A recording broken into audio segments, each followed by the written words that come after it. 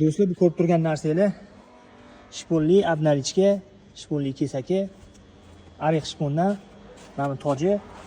Hop, buni ustalar juda yaxshi tushunadi. Mana shpon tegmagan joyini o'zi yo'q. Misol uchun o'zi oldin shponli anaqalarda tojlarda, obnalichkalarda faqat tekis joyini o'zida shpon bo'lardi, mana bunaqa.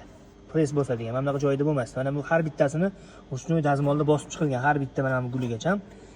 Mana yon taraflarda ham, mana bu yon taraflarda ham shponi tegmagan, mana bunaqa MDF yalang'och qolib ketgan joyi yo'q. Mana mana shu obnalichka ham yig'ma obnalichka deyiladi buni. Mana tepasidan ko'rsatsam, mana tagida 8 talik turibdi.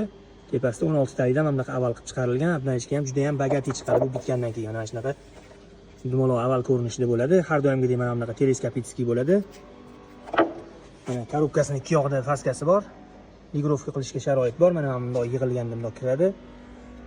Tojida ham qulog'i bo'ladi, mana kiradigan, hammasi teleskopitskiy bo'ladi. Mana assortiment.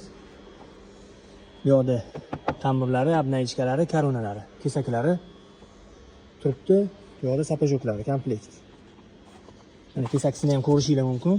Mana faqat ko'rinmaydigan joyida shponi bo'lmaydi. Mana bu ko'rinadigan joyi, mana bu ko'rinadigan joyi, mana bu ham ko'rinadi, mana bu ham ko'rinadi, bu yog'i ko'rinmaydi. Grallarni hamma yoqida shponi bo'ladi.